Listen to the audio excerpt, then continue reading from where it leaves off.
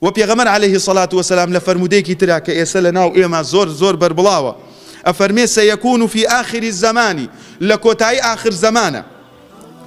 كومال يشطروا أدن خسف وقذف ومسخ أنجا جوان جوا بقرن خسف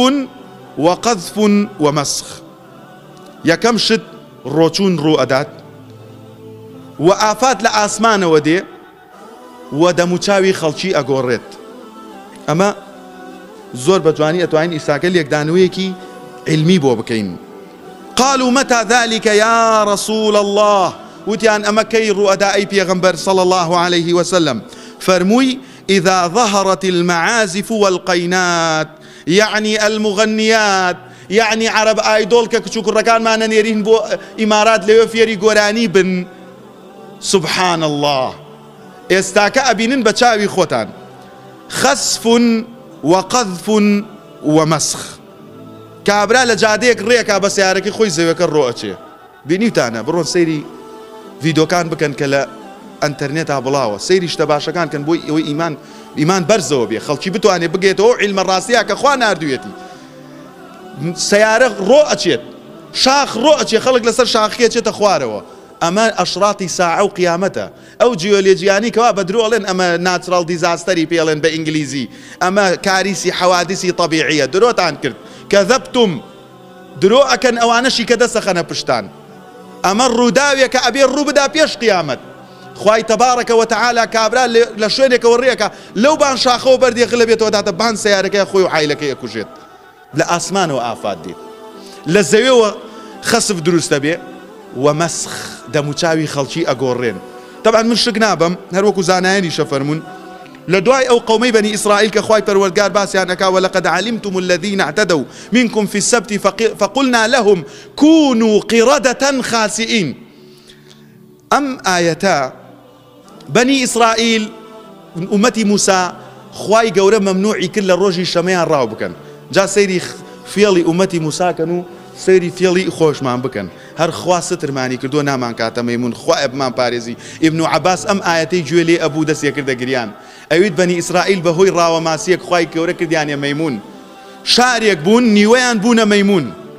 هر خواي قورا قورياني دموچاو يعني قوري بو تعدايك كرديان خواي قورا ممنوعي كل الروجي شمانا راو بكن او انا تون جمعان طوركان في الرادا الروجي يك شمان طوركان دركر يعني اخوكاك يا شمان راو ما نكردو جمعه في الرمان داو او اخواي نيري بركته ماسيا كانيش ايان زاني للروجي شمانا راو كردنيه الرويشتن بو ناو توركا كاتشونا توركا واجيران روجي يك شمان ماسيا كان قصه بازارو وارداتي كي زوري هبو ام نوع مسخيك وها خواي پروردگار فرميه فقلنا لهم كونوا قردة خاسئين فجعلناها نكالا لما بين يديها وما خلفها وموعظة للمتقين اما ابي ببيته هوكاري قرانوي ضلي ايمان داران خواي قورا كردياني بعبرت كردياني بميمون بس ورن استا سير بكن كي جولي جواني واهيا امن ده تجميلي كردوها امن ده جوانكاري بو دموچاوي خوي كردوها وقتك ازاني دموچاوي دائر نريد وكو ميموني ليدي والله قال يا زورة أو هيج عيبي نية خوا درستي كرو عفرتك جوان همو جلسيك ورقية دو ورقة أدا قوبي خوي خركا دعاي رومتي خركا دعاي بروي أكاتا تاتو واي ليدي لآخرة بيستي دموچاوي دائرني كي يستا قنجا بيوي ديارني 86 سالة بابا چيتا 4 سال و 45 سال وكو دايكو ننكيما بزا قرأ كويتا سريع بزا چي ليدي أو همو مادة كيميائية لدموچاوياتا غيري أوش ببينن خلشي هيا يستا دموچاوي خوي أكاتا صق برجيني قايم بيلا الروتان دمي خوي دريج أكاتو لوتي خوي برز أكاتو وكو براز بپارو بمقدراتي خوي أكاتا ميمون وبراز يستبرون سيري كان لانترنت سير كان ليوتيوب ليدن بزا اواني كوها دموچاوي خويان كردو بالشيطان الرونش تخنا ايريانو هلقا اكن لوتيانو او هو كاري تشي برام او هو كاري اويا كخواي پروردگار بمشي وازا امتكان شايتي لسر خويان دن كقابل ان ناوچونا روچون بربونوي شد بسر خلقا وكاتيكيش كوها انسان اقوري لمساري عقل وعلم وديني خوي قورا مسخي كايكاتا ميمون وبراز او جا بيغمر عليه الصلاة والسلام افرمي امان الرونادا هتاوكو دهول جنكان زور ابن والقينات مطریبەکان زۆر ئەبن گۆرانی بێژ. ئێستا مامۆستایەکی ئاینی هەرچەندێ خۆی هیلاک ئەکا 5,000 نەفەر سەیری ناکە. کابرا دکتۆرە مامۆستای زانکۆیە 6 شەهادەی هەیە 50 ساڵ خەری خزمەتی خوێندن بووە لە یوتیوبا 15 نەفەر سەیری کردووە. زەلامی وای شەیە باسی تەماتە و خەیار و پەتاتە و تڵپەچایی ئەکا پەرژینێ قایم بێ لە ڕوودان 5 ملیۆن نەفەر لایکی کردووە لە ئەنتەرنێت. ئەوە هۆکاری نەمانی ئەو ڕۆژەیەکە وەها قیامەت لەسەرمان واجبە دروست بێت. بەڵێ ئەوجا سیر بکەن لە تۆڕە کۆمەڵایەتەکان لە فەیسبوک لە تەلەڤیزۆن لە تەلەڤیزۆن ئەتوانن سیر بکەن ئافرەتێکی جوان و شۆخ و شەنگ 12 شەو ئەڕوا بۆ لای مامۆستاکەی بۆ ئەوی فێری گۆرانی وتنی بکە. ئەی کوا باوک، ئەی کوا دایک، ئەی کوا کەسوکار، ئەی کوا عەشرەتەکەی.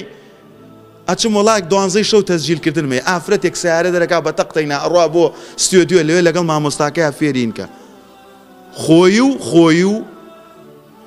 وهو معكم أينما كنتم خواي قورة عزانيت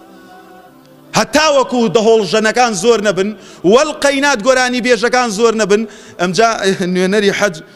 ئەو ساڵە لە ئەنتەرنێت بڵاوی کردبوو وتبووی لە وڵاتی سعودێ چوینەتە دوکانێکەوە پێمانیاوتە ئێوە هینی ئەو مطریبە کوردن لە سەلاحەدین و لە ئیبن سەلاحی شەهرەزووری و لە ئیبن تەیمیە کە قەول هەبێ کورد بێ و لە دەیان قائید و ئومەتی ئەم ئیسلامە هاتینەتە سەر کۆمەڵێ گۆرانی بێژ وەڵا ئەنجا ئەوێتەوە تا سعودێش ئەزانێ وڵاتی سعودی بابە ئەویش وەکتو هەر ئەهل دەهۆڵ زوڕنایە خۆ ئەهلی خەیر نییە بزات چتە لای قوماشت کڕێ پەرژینێ قایم بێ لە ڕوتان گۆرەویت کڕێ چیت کڕێ ئەویش هەر ئەهلی ئاوا فەساد و فجوورە وەکتو. جا بزانن برایانی خۆم ئێمە ئەم ئومەتە ئاوامان لێ هاتوو قیامەت هەڵناسی هەتا دەهۆڵژەن و گۆرانی بێژەکان زۆر نەبن. ئێستاکە ئەو شتانە زۆرە وەخوای پەروەردگاریش ئەفەرمێ کە ئەمانە زۆر بوون ئێستا زۆرە برام ئێستا زۆرە ئێستاکە خەڵک خواخوایەتی کوڕەکەی بێتە گۆرانی بێژ دووسێ گۆرانی بڵێ ماگانە گۆرانی بێژی وا هەیە سەعاتیە بەس ئەم قسە فوچانە ئەکات 10-15 وەرەقە وەرئەگرێ. مامۆستایەکی زانکۆ مانگێک دەرس بە تەڵەبە ئەڵێتەوە ئینجا ئەگەر بکرێ وەڵڵاهی مامۆستای ئاینی هەیە زۆر خەڵک جمێنی پێدا بەخوای 300,000 داتی ئەوقاف والله مامۆستای ئاینی هەیە 400,000 معاشەکەیەتی هەر هەمووشتان دەم بکەنەوە مەلاکان ماڵمانیان کاول کرد کورە بابە گۆرانی بێژ ماڵتی کاول کرد کورە بابە گەعدە و قەعدە بەرژینێ قایم بێ لە ڕوودان ماڵتانی کاول کرد بابە کام گەنجەیە لەم مزگەوتەیە ئێساکە شریتێکی بەدزی و باوکیەوە لە گیرفانیان نەبێ لێی نەدا ئەوە تۆی ڕەواجی ئەوە زیاد کردووە کام لە ئێوە توانای هەیە دەپەڕە شت بخوێنێتەوە هەر جەریدەیە بکڕێ بیخوێنێتەوە وەکو خەڵکی غەرب ناتوانێ بەڵام ئەو شتانی کە بیسراوە زۆر بە ئاسانی دەسی پێی ئەگات هۆکارەکەش ئەوەیە برایانی خۆم ئێستا سیر بکەن هەم خەسف هەم مەسخ هەم قەزف زۆر بووە ئەمە نیشانەکانی قیامەت بە ئاشکرا دەرئەخات وە خەڵکی ئەهلی عیلم و ئەهلی ڕێز و تەقدیر و پیاوەتی و پیاو معقول نەما ئێستاکە خەڵکە فاشلەکە بەرەوبان ئەڕوات خەڵکە چاکەکە لە زەویان نووساوەتە زەویەوە کەس ڕێزی لێ ناگرێت